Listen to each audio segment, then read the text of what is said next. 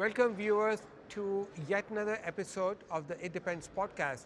This one is extra special. I know I say that a lot of times, but this one truly is because of two reasons. First of all, we are recording it live inside Google Cloud Next 2025 in Mandalay Bay, Las Vegas. And the second reason is because I have the awesome Crawford Del Prete, president of IDC. I am honored to have you on this podcast. I'm honored to be here. Thanks for having me. Thank you. Tell us something about you, like how long have you been with IDC and your background? Yeah, absolutely. So I've been with IDC for 36 years. Wow. Yeah, so when I joined IDC, it was a little tiny company. Now we're one of the largest research companies, and I started really covering things that you and I have covered for many, many years. So I started in the storage area. Yeah. I founded our semiconductor research. Oh. I covered systems infrastructure for a long time, and then ended up becoming head of all of our research. And then I had the honor of serving as our second chief research officer within the company. Then I became chief operating officer, and then about 6 years ago, became president of the company. It's really been a privilege for me. As I said, we operate in about just under 50 countries around the world. We have over 1,000 analysts covering this crazy industry called technology, and it's something I'm very, very passionate about. I know you are too. We've done different podcasts together, and it's just a lot of fun. And what I love about working with you is your humility. You have, sweet. Yeah. Thank you so much. So, how many times have you come to Google Cloud Next? You and I were talking about that earlier. I think this is my fourth or fifth Next, and it's fascinating to me. I mean, we remember the days when they were in San Francisco, and it's just become an amazing event. I am blown away by the scale. Yeah. 32,000 people in Mandalay Bay. Last year, Google Cloud moved us from San Francisco to this location. And we thought, wow, this place is way too big. I think next year they'll run short of this place. And the best part is, before we even started this event, Google Cloud took over the Sphere, and we had this amazing, the Wizard of Oz immersion experience, and the way Google AI is being used to sort of reimagine how this movie shot in 1939 would look on this wide, massive screen is just phenomenal. It's crazy. So I agree with you. I think the scale of the event has increased dramatically. What I also notice is the diversity of the companies that are now participating. And you can see right before your very eyes, the ecosystem is getting larger. So obviously that ecosystem is getting larger because there's more customers. So it feels like it's expanding in multiple directions, right? More customers, more ecosystem partners, more conversations, and it's gone from a cloud conversation about how Google is going to beat the other large cloud providers to how is this ecosystem evolving and what are the services that these ecosystems, that these customers can rely on from Google, in my opinion. And to your point, I mean, whether it's the media industry, whether it's financial services, they're all depending on Google in multiple ways. And I think the boundary of what this represents, it just keeps getting broader and broader and broader. So I'm curious, what is your take on how this ecosystem is evolving? Because you've got Thomas Kurian on stage talking about the 7th generation TPU called Ironwood. And then you have Jensen Huang talking about his GPUs. Then you've got Google Cloud talking about its amazing Gemini 2.5 model, which is breaking all records. And then the next moment they're talking about Anthropic. Then you've got third one last example about how Google is hosting Oracle Exadata in the data center, and yet one of their goals is to move workloads from Oracle databases to Google. So, how do I think about that? So, okay, let's break that down. So, I think that Google and the cloud vendors learned a very, very valuable lesson a decade ago. And Thomas actually said it on stage at the partner event yesterday. I don't know if you were there. 10 years ago, Google thought about being the leading cloud vendor. And people would wonder and say, well, will it be a multi-cloud world? Will it be a single cloud world? And all the cloud vendors, they fought to be the cloud winner. Just like then, we saw the server vendors fight to say, is it going to be on-premise, is it going to be off-premise? And then we all got to a place where it's a hybrid world. It's a hybrid world from a hybrid cloud world in terms of on-prem versus off-prem. And it's a multi-cloud world. And I think that this notion of co-opetition, this notion that you must be open first, this notion that you must offer customers choice, gets us to the place that you're talking about, which is that we're talking about the 7th generation TPU, and we've got NVIDIA here. We're talking about agents, and we're also talking about agents as they relate to competitive apps that Google may be offering. Now, obviously, you're not going to see a big presence from some of the other companies, that are here, that are in a similar ecosystem presence, like a Microsoft or an Amazon here. But I think that lesson has really been learned, that if you pretend that these other companies don't exist, that it becomes a very incomplete conversation for the customer. Because the first thing the customer wants to ask is, well, how are you going to work with this other solution that I'm using and that I'm dedicated for? And you better be able to figure out a way for me to do that. And so I think that's really what we're seeing. And so, interestingly, these ecosystem partners are happy to be here, and they want to be a part of this discussion. And that means that when you go to reInvent, or you go to Ignite, or any other conference, you're going to see those probably similar ecosystem partners there, because they're all working together. Yeah, in fact, I see them in different conferences, same partners. IDC, when I think of IDC, I think of all the market numbers that IDC does. How do you see Google's trajectory, its growth, its revenue, its profitability?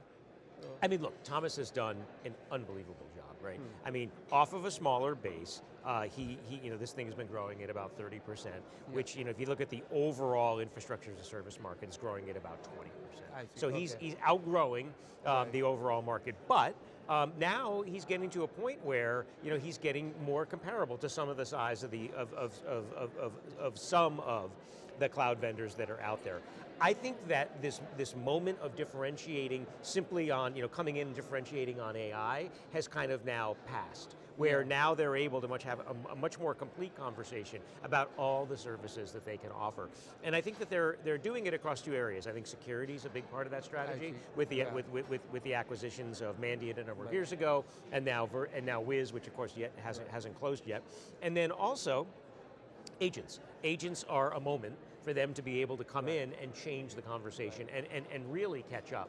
And I think that when you look at security, I see from my chair a much more level playing field. If not, I see Google with this Wiz acquisition moving actually ahead of some of the very large providers that are out there, and they're using the moment in security to sort of move ahead.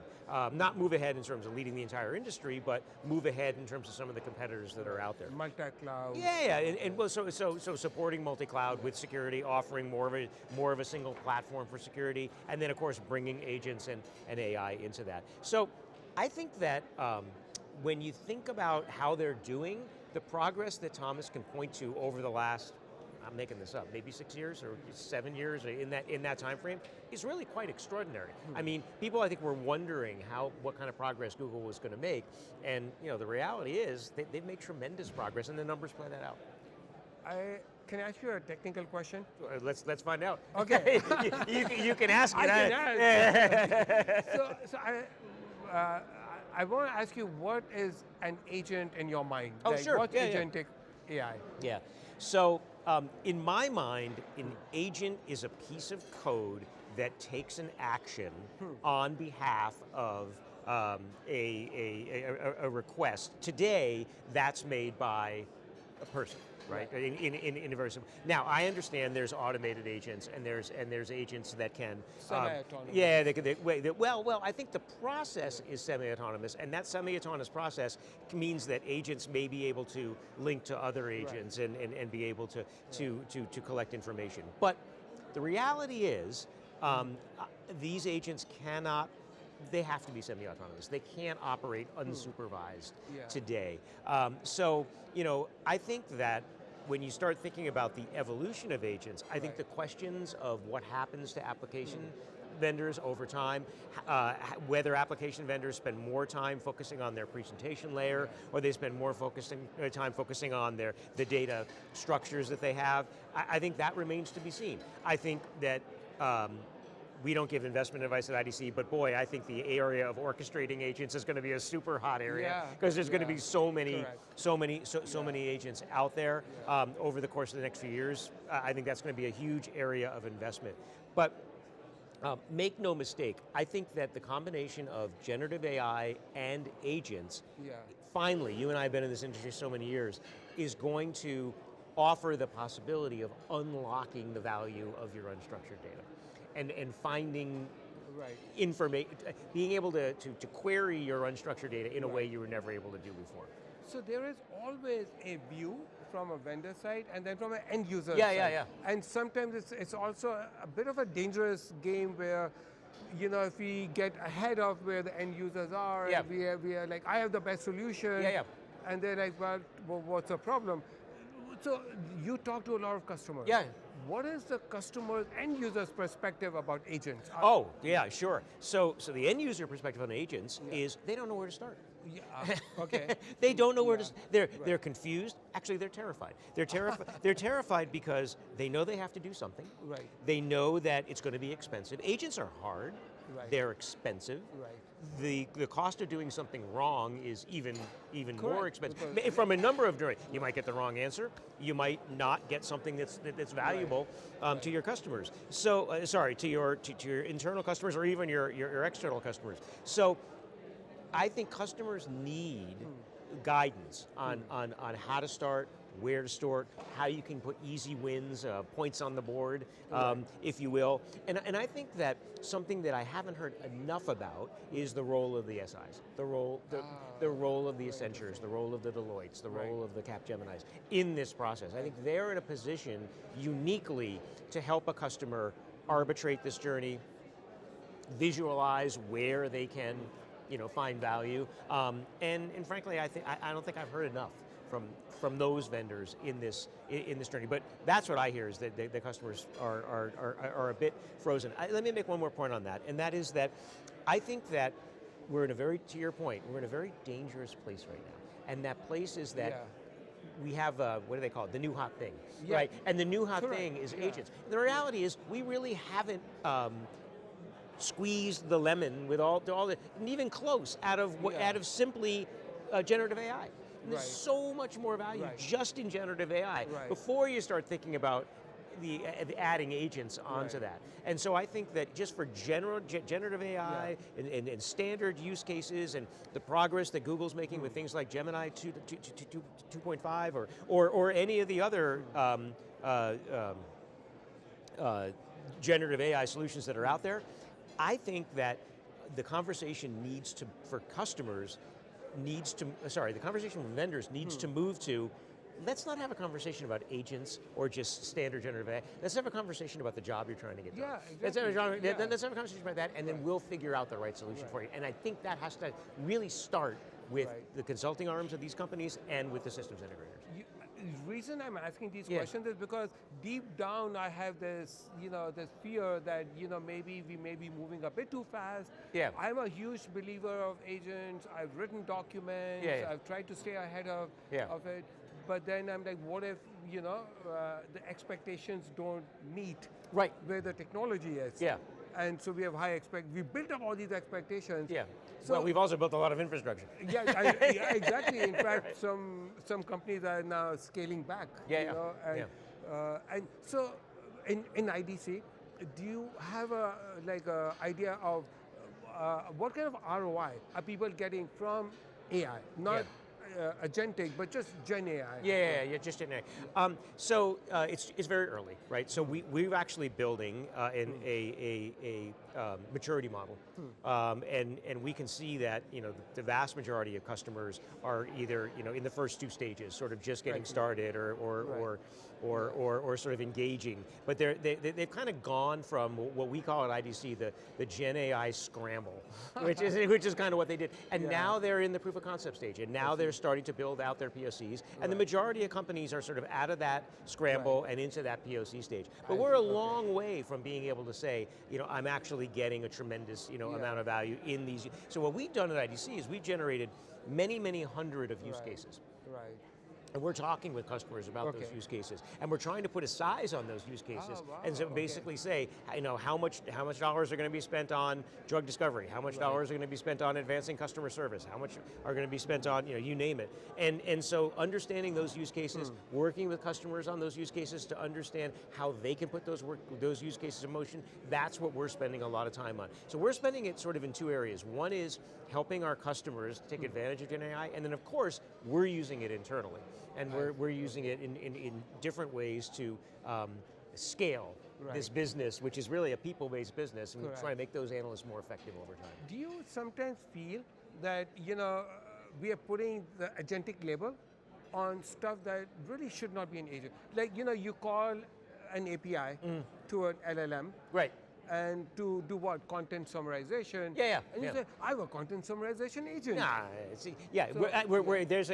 there's a significant amount of AI washing that's happening in the marketplace. And again, I think the quicker we get away from labeling that, the faster we get to what is the end goal you're trying to achieve here, we'll build a solution for you, the better off we're going to be. Got it. And I think there's just a lot of that going on. Okay. So as we get close to the end, I'm curious, were there surprises? See, we've talked about some of the highlights. Yeah, sure. But lowlights. Yeah. What would you have seen differently? Or? I think when I think about where Google is today, and I think about what they've achieved, they've made tremendous progress. I think that there's a level of technical understanding and a level of technical expertise that some of the conversations are not sort of getting into. I think there's a lot of sort of jobs to be done, addressing specific goals for the customer. But I think that there's a lot of real goodness that Google has built around their security strategy, or around how they can deliver. These agents for different use cases, whether it's being able to show the reasoning for a model, whether it's being able to show some of the advanced capabilities of a Gemini, and I think being able maybe to have a set of sections that give more of a technical understanding of how some of these systems are working. I think that would be maybe helpful for some of the people I've talked to that are out there.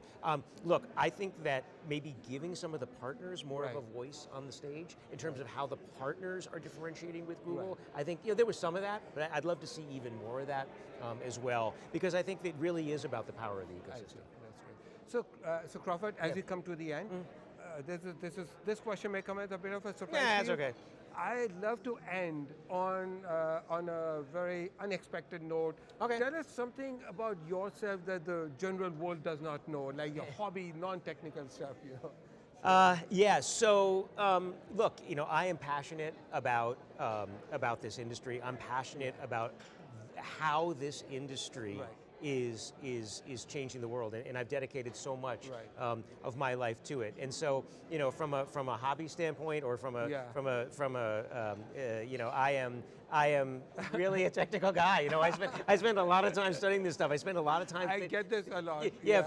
Fiddling around with stuff. But again, my passion is my family. I spend a tremendous amount of time with my family. Actually, as a matter of fact, I'm looking forward to spending more time with my kids as they kind of grow up and start their own families. And so so the things I can tell you, I play golf. I like to swim. I run. I'm a pretty avid runner, but I've not run a marathon. These are some of the things I do. But really, my passion, and I don't mean to hop on the soapbox, is I feel like people like you and I. This is an amazing industry that's it's reinvented itself so many times, and we have a part. We have a small part of in that, and I think that's unlike any other industry. I completely agree. This has been an absolutely entertaining, informative, inspiring chat with you. Thank you so much for coming. Thank you for having me. I appreciate it very much. Until next time, see you.